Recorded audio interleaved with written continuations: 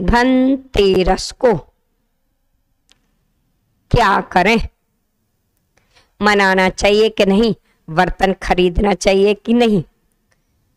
पहले तो हम इस धनतेरस का अर्थ समझ लें, अर्थात धनतेरस का मतलब समझे। यह धनतेरस नहीं, धन्य तेरस है। इस दिन भगवान महावीर ने समूषण में बैठे जो थे, जो तीर्थंकर प्रकृति की आत्मा में सत्ता थी, उस दिन उनकी सत्ता खत्म हुई थी, अर्थात समूषण का विघटन हुआ था। विघटन यानी मिटा था। अब उन्होंने समूषण में बैठने का त्याग और सूक्ष्म क्रिया प्रतिपाती ध्यान में लीन, योग निरोध में लीन हुए थे। योग निरोध में लीन होना कि समूषण का विघटन होना, तो समूषण का विघटन हुआ था तो धन्य तेरस था, लेकिन अपन ने उसका नाम धनतेरस रख दिया। और धनतेरस के दिन एक वैद्य में, अर्थात एक व्यक्ति जिसका नाम था धन, उसका नाम धनवती क्या रख दिया, धनवंती रख दिया। उस दिन उस वैद्य में एक पुत्र रत्न की प्राप्ति हुई थी, तो उसने अपने पुत्र का नाम धनवंती रखा और 3 दिन का कार्यक्रम करवाया। इसलिए उसने अपने पुत्र की खुशी में मिठाइयाँ बंटवाई, या बाहर से सामग्री लाकर किसी को बर्तन दिए, किसी को मिठाई दिए, किसी को कुछ दिया, ये वितरण किया। और अपन ने उसी को मना करके, उस पुत्र की खुशियाँ मनाकर अपन भी धनतेरस के दिन बर्तन खरीदने लगे। अरे उस दिन बर्तन खरीदने का दिन नहीं, उस दिन दान करने का दिन है, छोड़ने का दिन है। क्या है? इसलिए उसको धनतेरस नहीं बोलते, धन्य तेरस बोलते।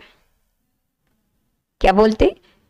धन्य तेरस। अर्थात उस दिन ध्यान करने का, उस दिन भगवान महावीर ने तीसरा शुक्ल ध्यान जो है बस सूक्ष्म क्रिया प्रतिपाती ध्यान चालू किया था, इसलिए उसका नाम धन्य तेरस था। और एक वैद्यों में पुत्र रत्न की उत्पत्ति हुई थी, उनके पिता ने उसका नाम धनवती रखा और 3 दिन का कार्यक्रम किया, उत्सव मनाया। उससे अपन लोग धन के चीटा लोग अपन उसे क्या करने लगे, जैसे कोई पुत्र रत्न की उत्पत्ति हो तो रत्न लुटाते हैं या फिर बांटते बर्तन आदि, ऐसे उसने किया। तो अपन ने भी वही एक स्मृति में रखकर उसे एक पर्व के रूप में ले लिया। अरे वो पर्व नहीं, धन्य तेरस का मतलब समूषण था, घटवान की विघटन हुआ, उनमें से जो रत्न आदि गिरे और अपन ने बटोर के रख ली, है ना। तो इस प्रकार से धन्य तेरस हमें उस दिन त्याग करके मनाना चाहिए और अपन को ऐसा नहीं करना चाहिए। ठीक है, यदि तुम्हें करना ही है तो उस दिन एक अवश्य करें। धनतेरस के दिन ओम ह्रीम अरहम अस्या उषा नमा की 34 माला करें और चतुर्दशी को 35 माला करें एवं दीपावली के दिन 36 माला करें। इस प्रकार से त्रिदिवसीय यानी कि अपन पंच परमेष्टि की माला करके उत्सव मनाएं। इससे आपके घर में लक्ष्मी आएगी। यदि कोई इन 3 दिनों में 34, 35, 36 ओम ह्रीम अरहम अस्या उषा नमा की जाप दीपक लगाकर रात्रि में 6 से 9 के बीच या 9 से 12 के बीच में यदि करता है, लाल कपड़े पहन करके और लाल माला और लाल आसन पर बैठकर करता है, तो वह कर्ज मुक्ति होती है और लक्ष्मी आती है, व्यापार में वृद्धि होती है। ऐसी तो धनतेरस के दिन आप प्रभु की आराधना करें और अपना कर्म काटें। इस प्रकार से आप धन्य तेरस मनाएं, धनतेरस ना मनाएं।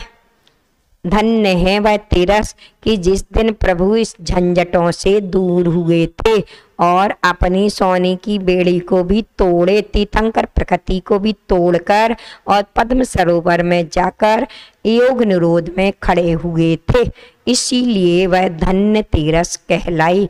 ऐसी भावनाओं के साथ आपके जीवन में भी आने वाला जो पर्व है धनतेरस एवं अमावस्या दीपावली, इसमें आप सभी अपने अपने जैन दर्शन के अनुसार शब्दों को समझ करके, उनके अर्थों को समझ करके और अपनी असाता वेदनी को टालकर अपने ज्ञान को बढ़ाएं।